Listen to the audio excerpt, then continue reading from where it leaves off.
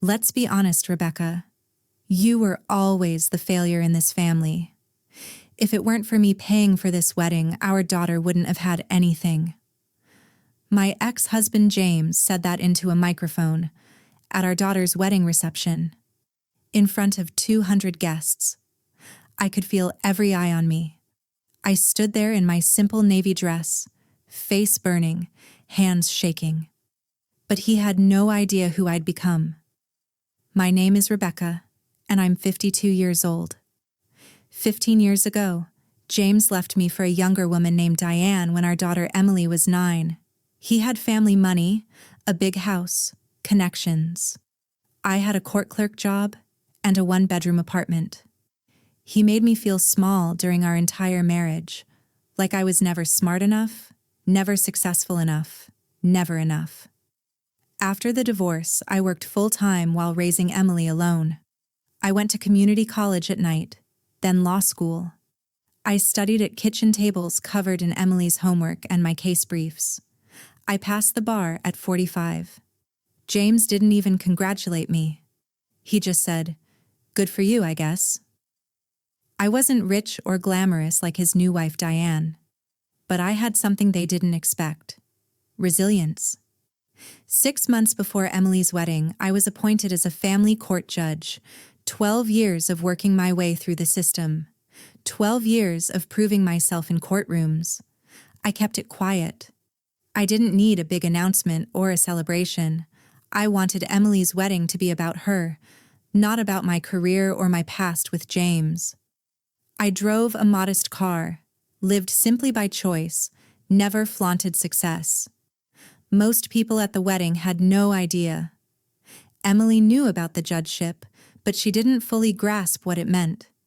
And James? He was completely in the dark. Has your family ever treated you like this? Share your story below. The wedding planning had been torture from the start. James insisted on paying for everything. When I offered to contribute, he laughed. "Because I actually have money, Rebecca." Emily was caught in the middle, and I stayed quiet to keep the peace. At the reception, I was seated at a back table, far from the main family area. James and Diane sat at the head table with Emily and her new husband. I smiled through dinner, pretended I didn't notice. Then came the toast. James grabbed the microphone like he owned the room. He gave this long speech about his sacrifices. "I worked 60-hour weeks so my daughter wouldn't grow up in poverty like her mother wanted." My stomach twisted. Diane whispered loud enough for me to hear.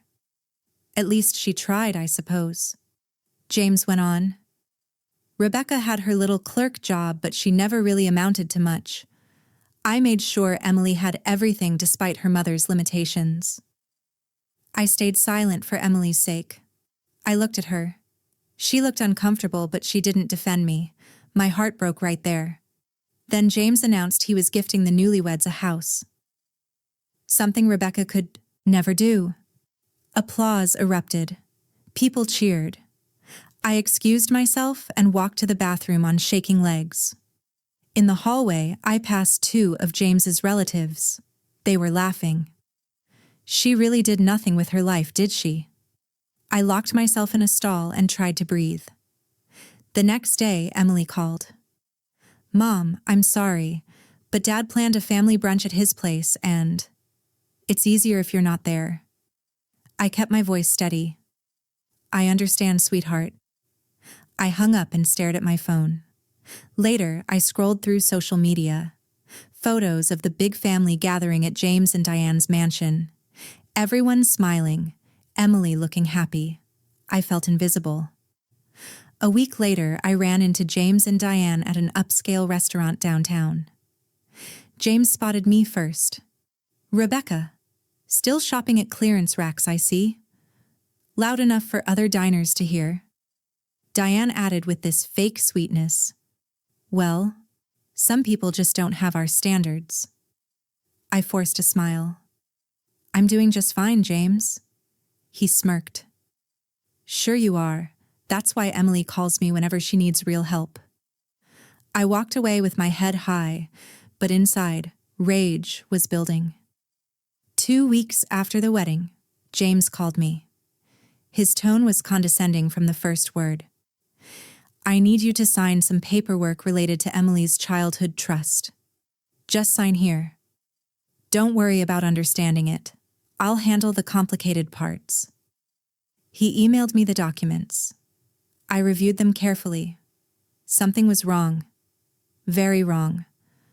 The document would transfer Emily's small maternal inheritance, $50,000 from my late parents, into an account James controlled, with no obligation to give it to her. I called him back. I'm not signing this. He exploded.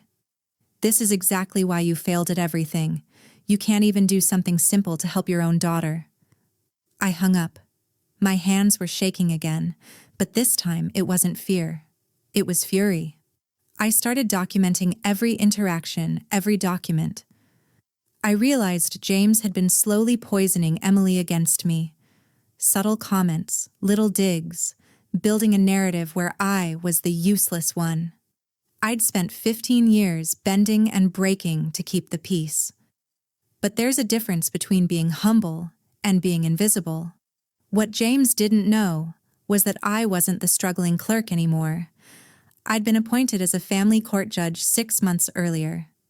After 12 years of working my way through the system, I'd gone to law school at night, passed the bar at 45, worked my way up with zero help from James. I kept it quiet because I didn't need validation. The work mattered more than the title.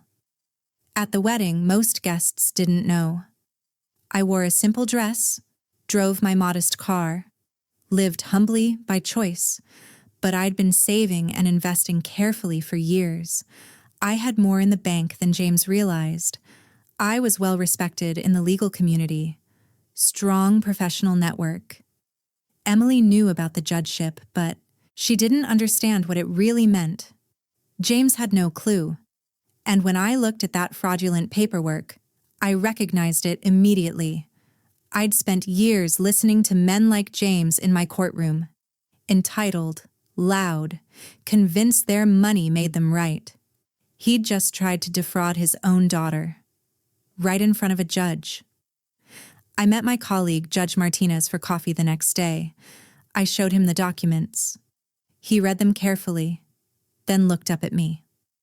Rebecca, you have every right to address this. That paperwork is fraudulent. I also consulted my attorney friend Lisa. She reviewed everything. This is fraud. He's redirecting Emily's maternal inheritance into an account he controls. She'd never see that money. I made a decision. I had to handle this carefully. I didn't want to destroy Emily's relationship with her father, but I had to protect her. James texted me repeatedly over the next few days. Stop being difficult. Emily is getting frustrated with you. Diane posted on social media, vague but pointed. Some people just can't be happy for others' success. Then Emily called. Her voice was cold. Mom, Dad says you're blocking something that would help me. Why are you making this difficult? My heart sank. Emily, have you actually read what he's asking me to sign? She paused. Dad handles all that stuff. He's better at it. Better at it.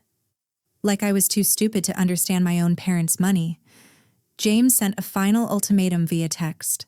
Sign the papers by Friday, or I'll make sure Emily knows exactly what kind of selfish mother you are. I stared at that message for a long time. I realized silence wouldn't protect Emily anymore. I prepared documentation, made copies, gathered all the evidence. Then I reached out to Emily. I need to meet with you and your father. It's important. I'd been silent for too long. It was time to speak. Not with anger, but with truth. I arranged a private meeting at a neutral location, a community center conference room, quiet and plain. James arrived looking smug. Finally ready to stop being stubborn? Emily was there too, looking uncomfortable and confused. I stayed calm. I laid the paperwork out on the table. James, before I sign anything, I'd like you to explain to Emily exactly what this document does. He waved his hand dismissively. It's just a transfer of trust management. Standard stuff. I looked at him steadily. Really?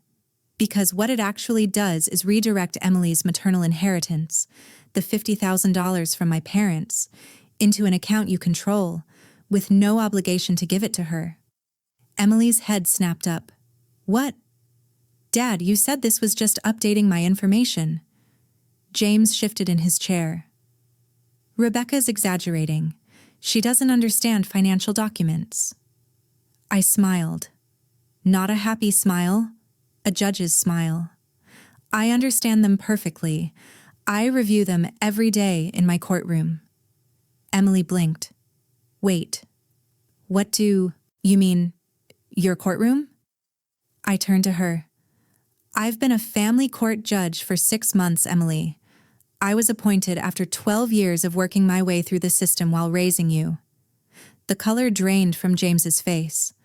I pulled out 2 documents, placed them side by side.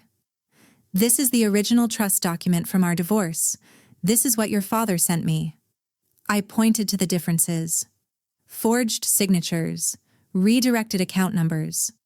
James, what you've attempted here is fraud. You manipulated both of us. Emily stared at her father. Dad, is this true? He fumbled. This is a misunderstanding. I cut him off. No misunderstanding. I have colleagues who've reviewed this. You committed fraud against your own daughter. James's voice turned desperate. You wouldn't dare take this public. It would embarrass Emily. I shook my head. I'm not taking it public. I'm giving you a choice. Back off. Admit what you did to Emily, and we move forward honestly. Or I file a formal report. Emily's voice shook. All those things you said about Mom at my wedding. You lied. She's a judge. She's successful. And you tried to steal from me. James tried to recover. Emily, I was trying to protect the money. By putting it in your account? Mom's right. You lied to both of us. James stood up, deflated. He left without another word. The room was silent. Just me and Emily. She broke down. Mom, I'm so sorry. I believed everything he said about you. I reached across the table, took her hand. He's your father. I understand why you trusted him. Tears streamed down her face. But you never defended yourself. Even at the wedding when he called you a failure. I squeezed her hand gently. Because I'm not a failure, Emily. I don't need his validation to know my worth. We embraced. She asked about my career, my life. For the first time in years, she really saw me, not as the struggling single mom, not as the woman her father painted me to be, but as who I really was. I explained why I'd kept quiet. I didn't want my achievements to overshadow your life. I raised you to be strong, not to need my titles or success as proof of your worth. In the weeks that followed, James stopped contacting me. Diane's social media went silent. Emily and I rebuilt our relationship, this time with real respect and understanding. I didn't pursue criminal charges, but I kept all the evidence. James knew he was defeated. For once, their silence didn't hurt me. It freed me. I'd spent so long proving I was enough. That day, I finally stopped trying to prove anything. Emily saw me for who I really was. And that was the only validation I ever needed. If you've ever had to stand up to an ex who thought they could rewrite your story, you're not alone. It took me years to find my voice, but when I did, everything changed. Where are you watching from? Drop it below. I read every comment and I want to hear your story. And if this resonated with you, hit that subscribe button. We're building a community of people who refuse to be silenced. Your story matters. Share it with us.